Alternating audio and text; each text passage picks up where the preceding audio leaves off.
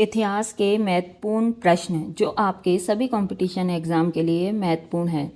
आज हम आपको ऐतिहासिक स्रोत के बारे में संपूर्ण जानकारी देंगे और अगर आपको ये वीडियो पसंद आए तो वीडियो को लाइक करें और चैनल को सब्सक्राइब करें। सबसे पहले तो हम जानेंगे कि भारतीय इतिहास की जानकारी के माध्यम कौन कौन से हैं। भारत का प्राचीन इतिहास बड़ा गौरवपूर्ण रहा है और इसकी जानकारी के स्रोत अत्यधिक विस्तृत हैं, जिन्हें एक सूत्र में पिरोने में भारतीय इतिहासकारों को लंबे अनुसंधानों से गुजरना पड़ा। ऐतिहासिक कालों का विवरण। इसमें पहला है प्राग ऐतिहासिक काल, जो पाषाण काल से हड़प्पा सभ्यता तक था। दूसरा है आद्य ऐतिहासिक काल, जो हड़प्पा सभ्यता से 6000 ईसा पूर्व तक माना जाता है। और तीसरा है ऐतिहासिक काल, जो 600 ईसा पूर्व से आगे तक का माना जाता है। प्राप्त स्रोतों का विवरण, जिसमें आते हैं पुरातात्विक स्रोत, साहित्यिक स्रोत, विदेशी रचनाकार तथा यात्रियों की रचनाएं। अब पुरातात्विक स्रोतों में आते हैं अभिलेख, स्मारक, मुद्राएं, मोहरें, मूर्तियां तथा चित्रकला, जिनके बारे में हम समस्त जानकारी आगे आने वाली वीडियो में जानेंगे। प्राचीन भारत के प्रमुख अभिलेख। महास्थान अभिलेख चंद्रगुप्त मौर्य, जूनागढ़ अभिलेख रुद्रदामन। प्रयाग अभिलेख समुद्रगुप्त का है। उदयगिरी अभिलेख चंद्रगुप्त द्वितीय, जिन्हें विक्रमादित्य के नाम से भी जाना जाता था। भीतरी अभिलेख स्कंदगुप्त का। ऐरन अभिलेख भानुगुप्त का और मधुबन अभिलेख हर्षवर्धन का। इन सभी अभिलेखों के बारे में परीक्षा में प्रश्न पूछे जाते हैं। एशिया माइनर से प्राप्त बोगासकोई अभिलेख से आर्यों के भारतीय क्षेत्र में आगमन की तिथि सुनिश्चित होती है। इस अभिलेख में वैदिक देवताओं इंद्र, वरुण, मित्र तथा नासत्य की चर्चा मिलती है। भारत में भागवत धर्म विकसित होने का प्रमाण यवन राजदूत हेलियोडोरस से प्राप्त होता है। सर्वप्रथम भारतवर्ष का जिक्र हाथी गुम्फा अभिलेख में है। सर्वप्रथम दुर्भिक्ष की जानकारी देने वाला अभिलेख सौगोरा अभिलेख है। सर्वप्रथम भारत पर होने वाले हूण आक्रमण की जानकारी भीतरी स्तंभलेख से प्राप्त होती है। सती प्रथा का पहला लिखित साक्ष्य ग्वालियर अभिलेख प्रतिहार नरेश भोज से प्राप्त होता है। देवपाड़ा अभिलेख बंगाल शासक विजयसेन का है और रेशम बुनकरों की श्रेणियों की जानकारी मंदसौर अभिलेख से प्राप्त होती है। ईरान में प्राप्त नक्श रुस्तम अभिलेख से प्राचीन भारत के पश्चिम एशिया से संबंधों की जानकारी मिलती है। इस प्रकार राजा भोज की ग्वालियर प्रशस्ति में इस शासक की उपलब्धियों की भी चर्चा है। इस प्रकार के अभिलेखों के अन्य उदाहरण हैं, जैसे कलिंग राजा खारवेल का हाथी गुम्फा अभिलेख, गौतमी बलश्री का नासिक अभिलेख, रुद्रदामन का गिरनार अभिलेख, स्कंदगुप्त का भीतरी स्तंभलेख, बंगाल के शासक विजयसेन का देवपाड़ा अभिलेख और चालुक्य नरेश पुलकेशिन द्वितीय का ऐहोल अभिलेख। इन अभिलेखों के बारे में परीक्षा में जानकारी पूछी जाती है कि कौन सा अभिलेख किस शासक का है। अभिलेखों का अध्ययन ईपिग्राफी कहलाता है। कश्मीरी नवपाषाणीय पुरास्थल बुर्ज होम से गर्तावास मतलब गड्ढों में घर का साक्ष्य मिला है। इनमें उतरने के लिए सीढ़ियां भी होती थीं। सर्वप्रथम सिक्कों पर लेख लिखने का कार्य यवन शासकों ने किया था। सर्वप्रथम समुद्रगुप्त की वीणा बजाती हुई मुद्रा वाले सिक्के से उसके संगीत प्रेमी होने का प्रमाण मिलता है। अरिकमे पांडुचेरी के निकट से रोमन सिक्के प्राप्त हुए हैं। पतंजलि के महाभाष्य से ज्ञात होता है कि पुष्पमित्र शुंग ने अश्वमेध यज्ञ किए थे। उसी के वंशज धनदेव के अयोध्या अभिलेख से इस तथ्य की पुष्टि भी होती है। पर्सिपोलिश और बेयुस्तम अभिलेख से ज्ञात होता है कि ईरानी सम्राट डेरियस प्रथम ने सिंधु नदी घाटी पर अधिकार कर लिया था। भारत का पहला सिक्का पंचमार्क सिक्का है। इसे आहत सिक्का भी कहते हैं। इसी को साहित्य में कापाषाण भी कहा जाता है। भारत का सर्वप्रथम और सर्वप्राचीन धर्म ग्रंथ वेद है। संकलनकर्ता महर्षि कृष्ण देवपायन वेदव्यास को माना जाता है। वेद 4 होते हैं: ऋग्वेद, यजुर्वेद, सामवेद एवं अथर्ववेद। ऋग्वेद ऋचाओं के क्रमबद्ध ज्ञान के संग्रह को ऋग्वेद कहा जाता है। इसमें 10 मंडल, 1028 सूक्त एवं 10,462 ऋचाएँ हैं। इस वेद के ऋचाओं को पढ़ने वाले ऋषि को होर्त कहते हैं। इस वेद से आर्य के राजनीतिक प्रणाली एवं इतिहास के बारे में जानकारी मिलती है। विश्वामित्र द्वारा रचित ऋग्वेद के 3रे मंडल में सूर्य देवता सावित्री को समर्पित प्रसिद्ध गायत्री मंत्र है। 8वें मंडल की हस्तलिखित ऋचाओं को खिल कहा जाता है।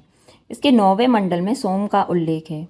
चातुर्य वर्ण समाज की कल्पना का आदि स्रोत ऋग्वेद के 10वें मंडल में वर्णित पुरुष सूक्त में है, जिसके अनुसार 4 वर्ण ब्राह्मण, क्षत्रिय, वैश्य तथा शूद्र आदि पुरुष ब्रह्मा के क्रमशः मुख से, भुजाओं से, जंघाओं से और चरणों से उत्पन्न हुए।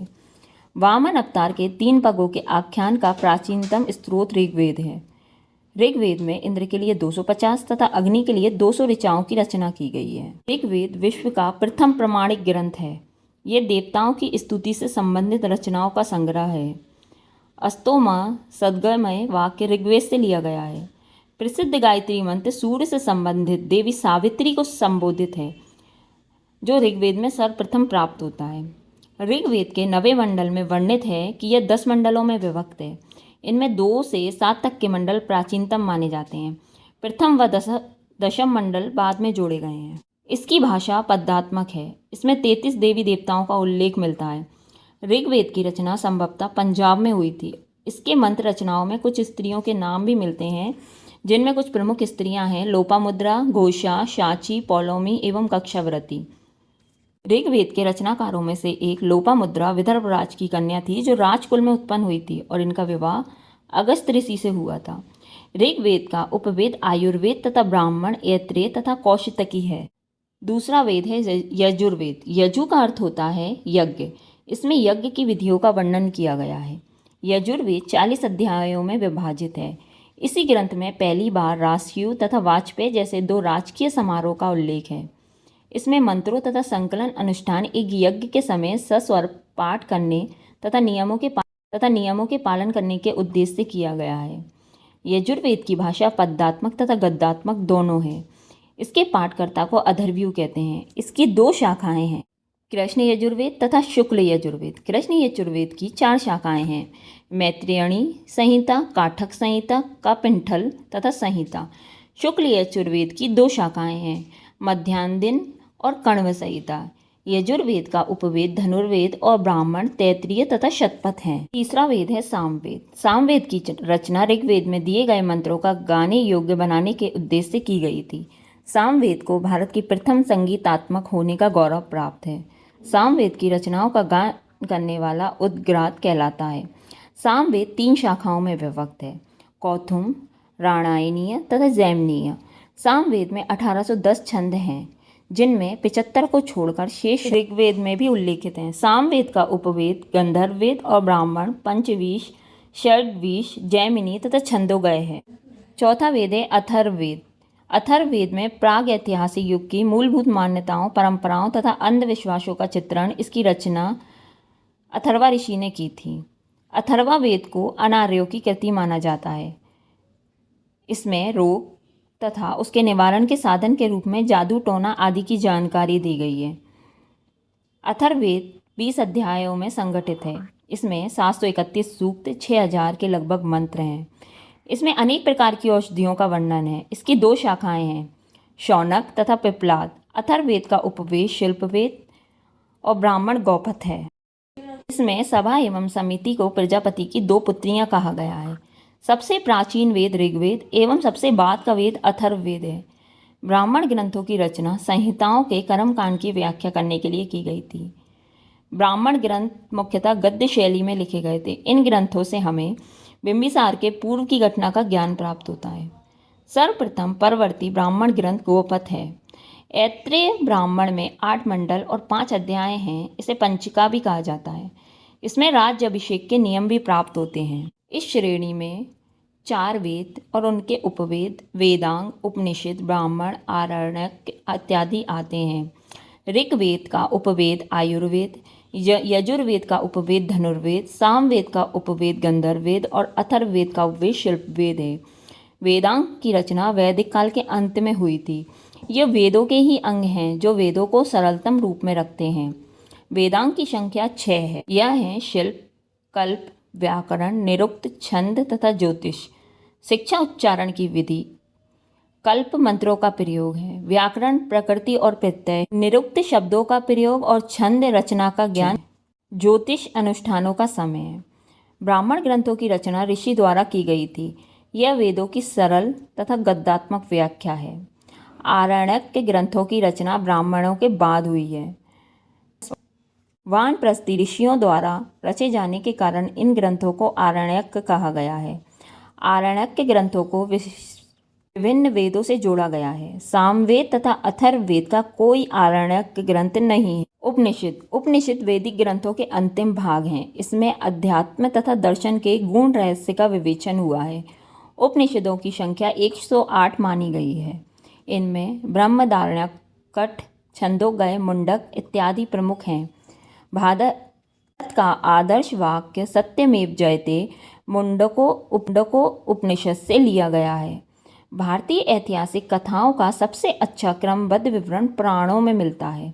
इसके रचयिता लोमहर्ष अथवा उनके पुत्र उग्रश्रवा माने जाते हैं। इनकी संख्या 18 है, जिनमें से केवल 5 मत्स्य, वायु, विष्णु प्रमुख हैं। ब्राह्मण एवं भागवत में ही राजाओं की वंशावली पाई जाती है। पुराणों में मत्स्य पुराण सबसे प्राचीन एवं प्रमाणिक है। अधिकतर पुराण सरल संस्कृत श्लोक में लिखे गए हैं।